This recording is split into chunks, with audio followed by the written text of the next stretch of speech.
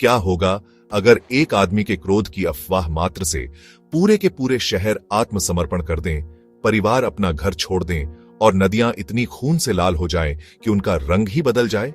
कल्पना कीजिए एक ऐसे विजेता की जिसका प्रतिशोध इतना पूर्ण था कि पूरी सभ्यताएं गायब हो गईं, न केवल दुनिया से बल्कि स्मृति से भी। यह सिर्फ एक किंवदंती नहीं है, न ही डर में फुसफुसाई गई कहानी। यह चंगेज खान की कहानी है और उस दिन की जब उसने ख्वारिज्म साम्राज्य को इतिहास से मिटाने की कसम खाई थी। यूरेशियाई स्टेपी, विशाल, हवादार, निर्मम। यहीं 12वीं शताब्दी के अंत में टेमुजिन नाम का एक लड़का निर्वासन में पैदा होता है। दुनिया भूख, विश्वासघात और अंतहीन रक्त झगड़ों से भरी हुई है। जब उसके पिता को जहर दे दिया जाता है और उसके परिवार को मरने के लिए बाहर निकाल दिया जाता है, तो टेमुजिन जल्दी सीख जाता है, कमजोरी दिखाओ और तुम मिटा दिए जाओगे। फिर भी इन राख से वह खुद को चंगेज खान, सार्वभौमिक शासक के रूप में ढालता है।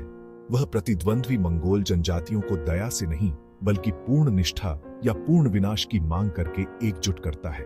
उसका कोड सरल लेकिन निर्दयी है। उसे धोखा दो और तुम न केवल मरोगे बल्कि तुम्हारा नाम शायद कभी नहीं लिया जाएगा। 1218 तक मंगोल साम्राज्य एक ऐसी शक्ति बन चुका है जिसके बारे में दुनिया फुसफुसाती है, लेकिन अभी तक पूरी तरह से समझ नहीं पाई है। पश्चिम में ख्वारिज्म साम्राज्य है, एक समृद्ध सुसंस्कृत भूमि जो आधुनिक ईरान, तुर्कमेनिस्तान, उज्बेकिस्तान और उससे आगे तक फैली हुई है। पुस्तकालयों, उद्यानों, विद्वानों और रेशम मार्ग पर हलचल भरे व्यापार वाले गर्वित शहर। चंगेज खान सिर्फ एक सरदार नहीं है, वह एक रणनीतिकार है। वह अपने लोगों के लिए शांति और समृद्धि चाहता है और ख्वारिज्म के साथ व्यापार का सपना देखता है।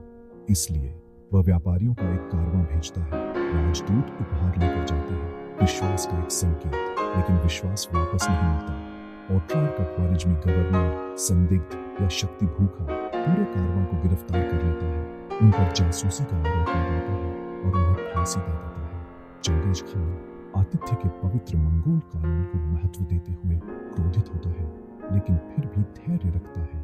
वह शाह से बातचीत करने के लिए 3 राजनयिकों को भेजता है। इसके बाद जो होता है वह उस युग के कठोर मानदंडों से भी परे है। शाह एक दूत को मार डालता है और दूसरों को अपमानित करता है। उनके चेहरे पर दाग लगा दिए जाते हैं, उनकी दाढ़ी काट दी जाती है, जो मंगोल सम्मान का एक गंभीर अपमान था। स्टेपी से चंगेज खान शाश्वत नीले आकाश के नीचे शपथ लेता है। आकाश में केवल एक ही सूर्य हो सकता है और पृथ्वी पर केवल एक ही संप्रभु। खान अपने सेनापतियों को इकट्ठा करता है। वह तब तक नहीं रुकेगा जब तक ख्वारिज्मी राजवंश मिटा नहीं दिया जाता। आंसू खून से नहीं, प्रतिशोध से सूखते हैं। वह कहता है, सर्दी 1219। मंगोल घुड़सवार गति और धोखे के स्वामी रेगिस्तान में उस गति से आगे बढ़ते हैं जो मानवीय रूप से असंभव लगती है। वे कोई आपूर्ति वैगन नहीं ले जाते, भूमि पर रहते हैं, ईरी शांति से चलते हैं। उनके स्काउट अफवाह को आतंक में बदल देते हैं और ऐसे युद्धाभ्यास करते हैं मानो एक साथ 100 सेनाएं घूम रही हो। शहर एक एक करके गिरते हैं। बुखारा, समरकंद, गुरगांज, प्रत्येक की दीवारें जिन्हें दुनिया अभेद्य मानती थी। अंदर लोग प्रार्थना करते हैं, अपने बच्चों को छुपाते हैं, खजाने दफनाते हैं, दया की भीख मांगते हैं। लेकिन चंगेज खान का संदेश अथक है, समर्पण करो और प्रजा के रूप में जियो, विरोध करो और विनाश का सामना करो। अधिकांश शासकों को विश्वास नहीं होता कि वह उन्हें नष्ट कर सकता है जब तक कि बहुत देर न हो जाए। 1221 की वसंत में निशापुर में एक महत्वपूर्ण त्रासदी होती है। एक पसंदीदा मंगोल कमांडर, शायद खान का दामाद, एक ख्वारिज्मी तीर से मारा जाता है। चंगेज की प्रतिक्रिया तेज और राक्षसी होती है। वह अपने सबसे छोटे बेटे तोलुई को शहर को तबाह करने का आदेश देता है। ऐतिहासिक रिपोर्टों में दिनों और रातों के नरसंहार का वर्णन है। कुछ का दावा है, हालांकि अतिशयोक्ति की संभावना है, कि 1.7 मिलियन तक लोग मारे गए, लेकिन इतिहासकार डरावनी बातों पर सहमत हैं। कटे हुए सिर के ढेर शहर की दीवारों पर पिरामिडों में ऊंचे खड़े थे। नदियां मोटी और गंदी बहती थीं, सड़न की बदबू महीनों तक लटकी रहती थी। लाशों के बीच चंगेज का संदेश पड़ता है, जो भी मुझे चुनौती देगा उसे निशापुर का भाग्य देखना होगा। यदि निशापुर एक नरसंहार था तो उर्गेंज प्रलय था। शहर वीरतापूर्वक प्रतिरोध करता है, अपनी बाहरी इलाकों में बाढ़ भी लाता है ताकि मंगोलों को धीमा किया जा सके। महीनों तक घेराबंदी की गई, हर चाल का इस्तेमाल किया गया, झूठे आत्मसमर्पण, हताश हमले। जब पुरकेंच अंततः गिरता है तो यह सिर्फ नष्ट नहीं होता, यह गायब हो जाता है। मंगोल हर पुरुष, महिला और बच्चे को फांसी देने का आदेश देते हैं। कहा जाता है कि उन्होंने आबादी को सैनिकों के बीच विभाजित कर दिया, यह सुनिश्चित करने के लिए सिर गिनते रहे कि कोई भी जीवित न बचे। सिंचाई नहरें तोड़ दी गई, भूमि को नमकीन कर दिया गया। पुरकेंच एक बार कला और विज्ञान का केंद्र इतिहास में खो गया, इसके खंडहर बदलती रेत में समा गए। चंगेज की सच्ची प्रतिभा केवल तलवार में नहीं बल्कि दिमाग में भी है।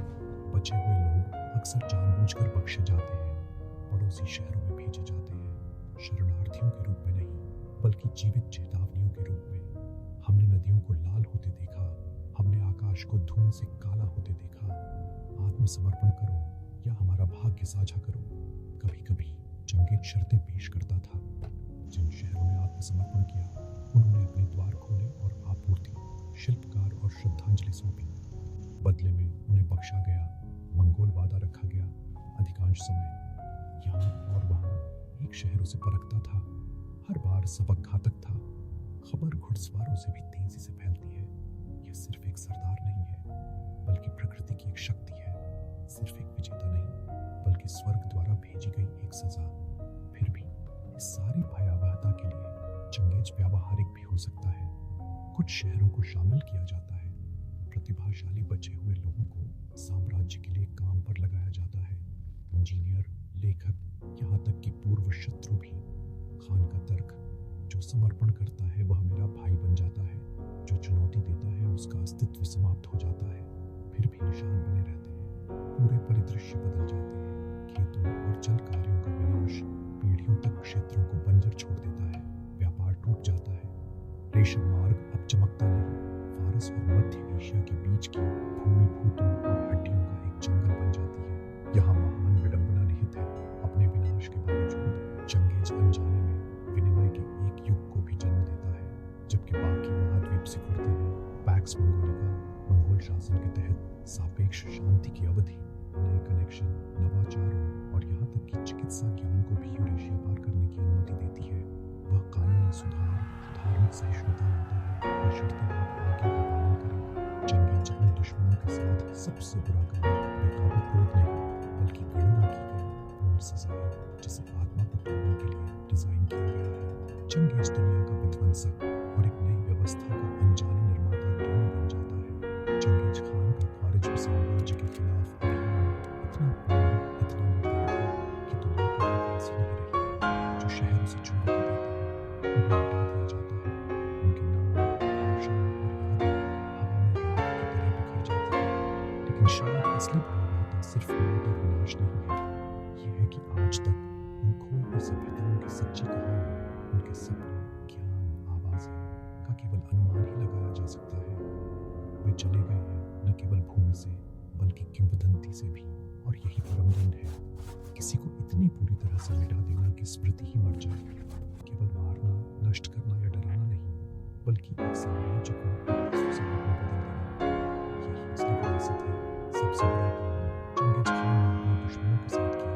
तो जब आप किसी ऐसे व्यक्ति की कहानी सुनते हैं जिसने नदियों को खून में बदल दिया और शहरों को धुएं में मिला दिया, तो याद रखें, आप एक मिथक नहीं सुन रहे हैं। आप सुन रहे हैं कि क्या होता है जब एक अकेला निर्णय, विश्वासघात का एक कार्य दुनिया के सबसे महान विजेता के क्रोध को जगा